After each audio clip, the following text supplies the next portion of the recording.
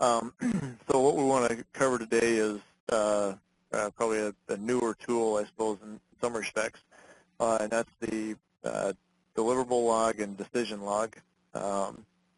And as usual, we'll just kind of go and start at the Ryan homepage. I guess maybe one other quick item. If you have questions, you can either just go ahead and interrupt me, or if you want, you can just use the chat function on the WebEx. And if you want to use the chat function on the WebEx, then you can send me a question that way as well. So, having said that, we'll jump into it. I think everybody's familiar with the Ryan web. Under Departments, Construction, Office,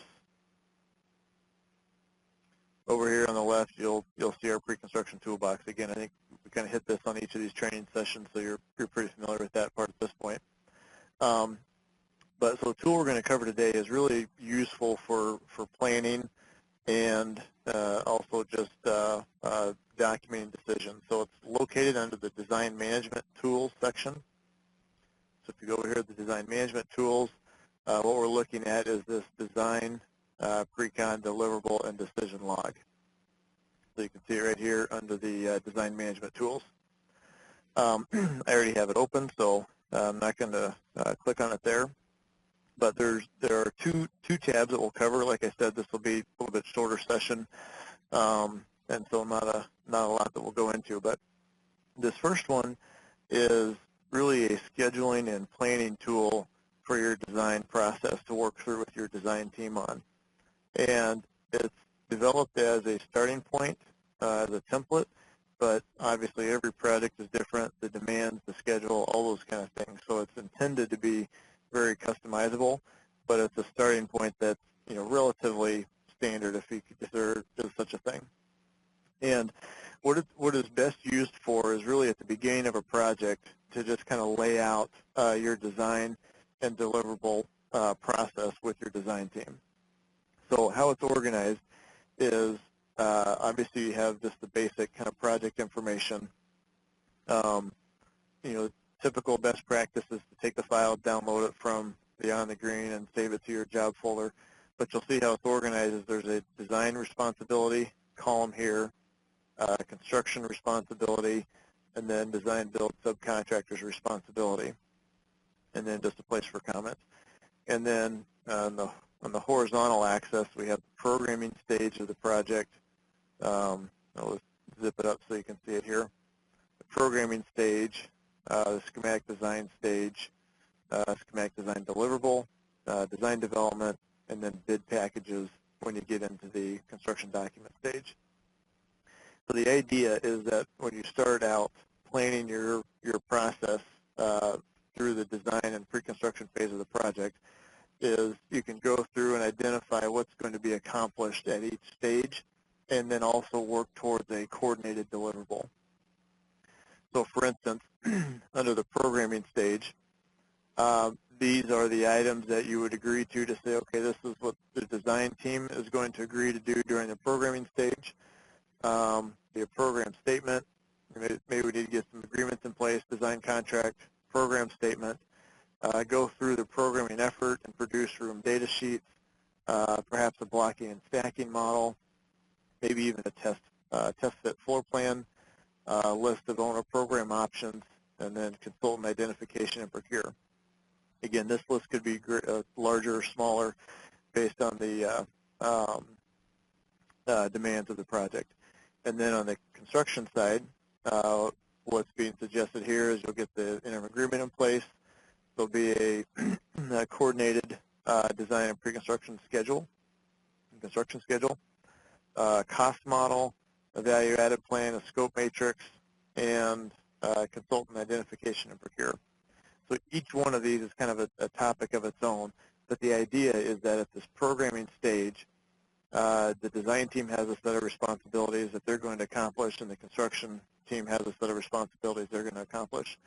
Now, I would also add, too, that even though this is just a starting point to be customized, for the most part, the items on here are a pretty good list to say you ought to strive to achieve these things.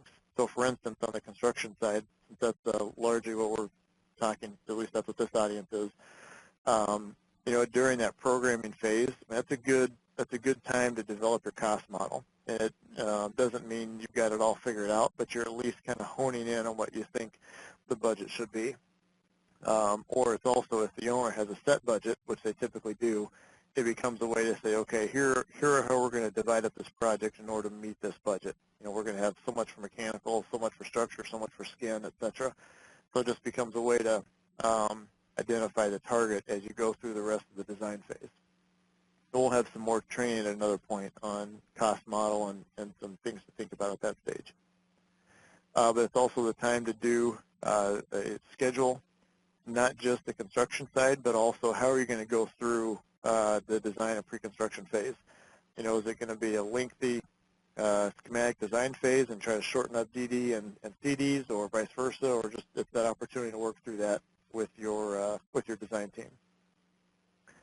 So those are some of those, again, maybe just a place you can use to add this kind of information. Now you may decide on a particular project that, hey, it's too early for some of this. We'll be lucky just to get, we've got 3 weeks to do programming.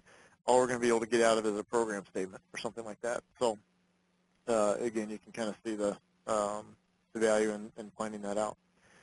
Move on to the SD stage, and this obviously becomes more items on the design side. So to start talking about, okay, if we're going to produce a schematic set of design documents, what are we going to include? There's existing site topo, proposed grades, slip plan. Some of these things may be pushing it a little bit. The civil engineer may come back and say, look, there's no way we can get to a slip plan at this point. But it's a place to have the conversation and at least talk through what's achievable in the time that you have. Structural items, architectural items, looking into some of the preliminary code things that need to be assessed, floor plans, reflected ceiling plans, exterior elevations, roof plan if you can, and then what kind of project scope, narrative, or perspectives are going to be part of that, the design side on the schematic deliverable. Typically in terms of just the best practice, SD is really the most important part of the project planning cycle. I mean, this is when you're identifying the scope of the project and you're going to manage to that scope the rest of the way. So what I would typically recommend is that SD is really where you want to spend the time and energy to get your project right. And it may mean doing some more design effort and doing more due diligence on the pricing effort. But if you do it right at SD, you shouldn't have to look back. So that's really the goal of planning out this phase. And then on the construction side, obviously an SD estimate is one of the deliverables. The SD scope document, the scope matrix. If you've attended some of the other training, you've seen what the scope document and the scope matrix are.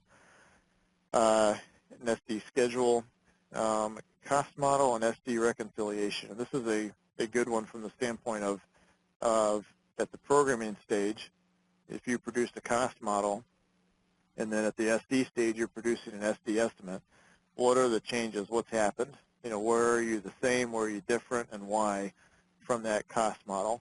So it's important to create that reconciliation that says, here's where we were, here's what's changed, and here's where we are. And that's just an important step in managing a budget in general. But this tool just is a place to kind of identify, here's the things that we're going to do at this stage. Also at SD, you may be doing different system analysis, foundation systems or mechanical systems or whatever it might be. You might have some deliverables there that you would include as part of your SD phase. But I think you probably get the general gist. I'm not going to go through each one of these. But I think if anything else, one of the biggest values is that it's a way to sit down with your entire team and just plan out your process and say, what are we going to do? When are we going to have it? Who's going to do it? And this tool gives you a platform to do just that. And these may be different from project to project. If you're doing a development deal, sometimes you may end up with a stronger programming and schematic design phase to get to that proposal, and then you may not even really have a true DD phase. You may go straight from that SD proposal to CDs, and then this would be a place to identify how you're going to do that and what those deliverables and checkpoints for pricing will be. So again, intended to be totally customizable, but at the same point, it's kind of a starting place that is should work for most projects, but then the one-off and the different ones would be edited accordingly. Then any questions on this? Maybe lastly, I'll just cover is the CD section. You'll see is pretty light, and for the most part, it's I guess maybe more just common understanding that you're on the design side.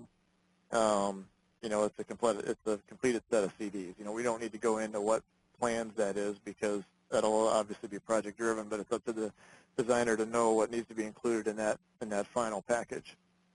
And then similar in the construction side, at that point you're bidding, so you'll have your bid list, your bid forms, your solicitation, sub comparisons, all those kind of things. So this part of it is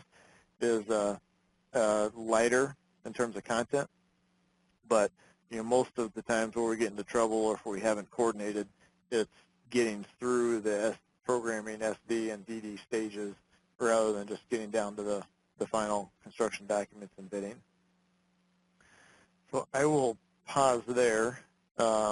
Any questions or comments on this?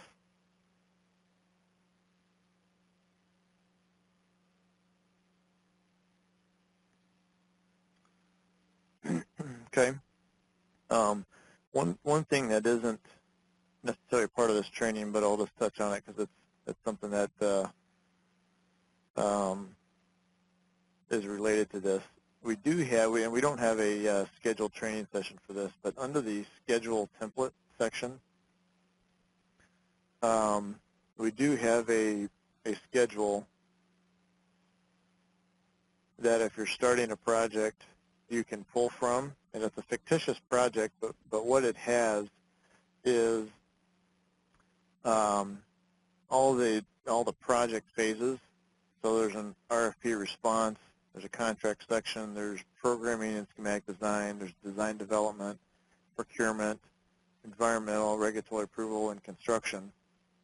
And the reason why it can be valuable is all the logic is built in for the different design phases. So as you talk through what we were just looking at with that design deliverable plan, you can come in here and look at your durations and say, okay, what do we have for programming and schematic design? What do we have for design development? What do we have for package development? And line up your plan with your design team in terms of, okay, here's what we're going to accomplish, and then here's how long we're going to take, and here's what we're going to have it done by. So you can really coordinate your schedule and your design plan by tying those two things together. Okay, any other questions? I shouldn't say any other questions because we don't have any questions. That's all right. Next tab here is the design decision log. And this is a newer one, but it's intended to be a way to track decisions as you move through the design and pre-construction process. It's also in the estimate template, and that really is just some of the feedback we've got from project managers is sometimes you like it all in one place, sometimes you want it as a separate file. One of the reasons you might want it as a separate file is because this is a document that will be, obviously could be sent out pretty frequently amongst your team. And as a general rule, we've kind of made it a policy to not send out the estimate template to others just because of the complexity of it and the, I guess, proprietary company knowledge that it represents. So rather than sending out your full estimate template, if you just need to send out this file, which it will tend to be needed to be circulated, it's also as a separate file. So what this does, and again, looking at it, you can probably obviously kind of come to the conclusion, but it's a way just to track items through the project as design decisions. So there's a standard, there's 23 listed here. Obviously, you can insert more rows or insert more items, but this would be, or anytime you may be looking at an item for an owner, and maybe it's a foundation system analysis, and you're looking at geo-peers versus caissons. Let's change it to say geo-peers in lieu of caissons, and we can save $25,000. And as we can save a week on our geo-peers. Introduced today, included in drawings. No, need a decision by maybe it's 8/2/14. So it's a way to kind of keep a running log in front of your client to go through what decisions are on the table.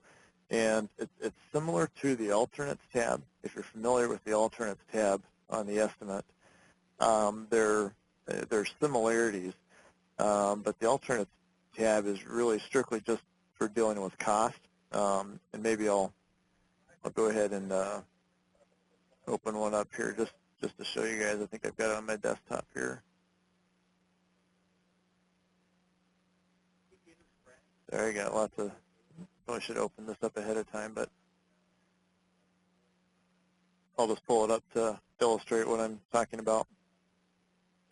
On the Alternates tab, this is the area where you can do the, if you're adding, so you're adding a generator, you could add your electrical item for the generator. You've got your foundations. You may have an enclosure, so you're building all those up.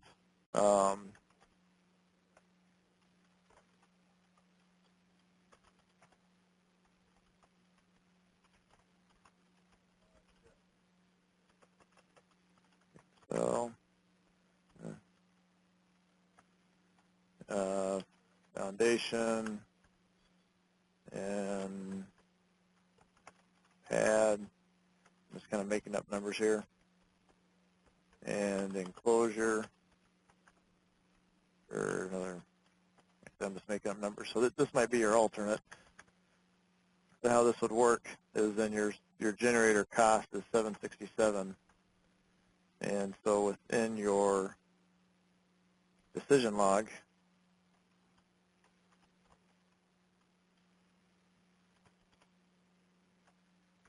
I can't spell there either, but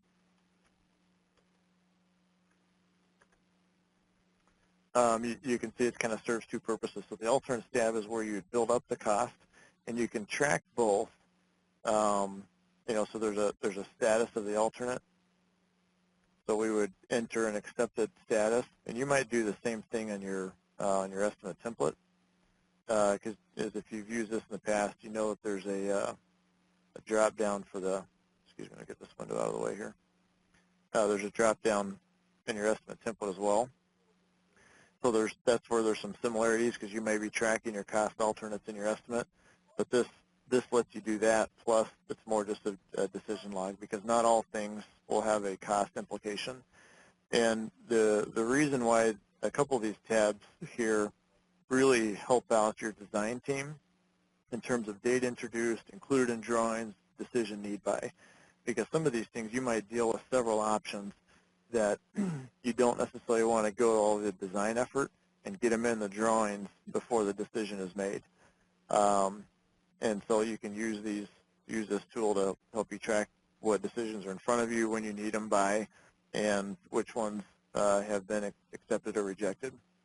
The other thing from the design scope is it also just helps you track, if a client analyzes something and they say no to it, but then down the road, once you're into CDs, they decide they want to add it.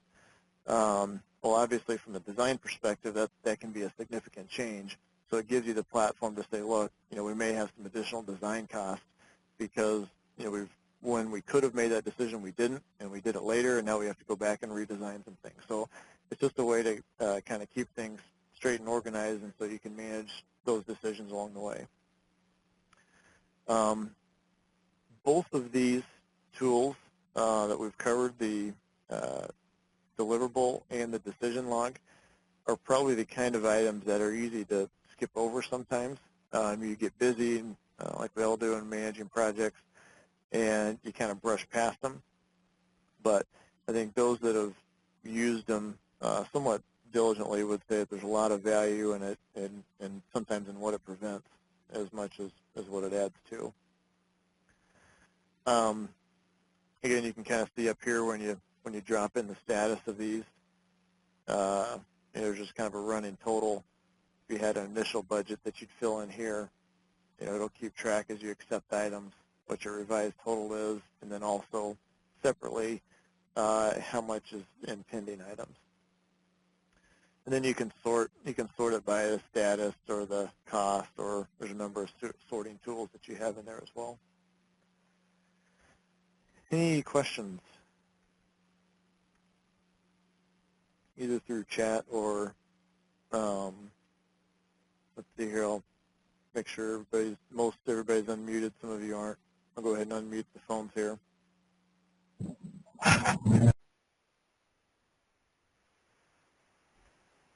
No, I'm good. Okay.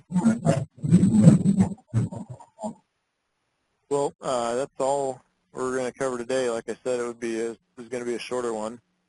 But if you have any questions on these, you can feel free to give me a holler.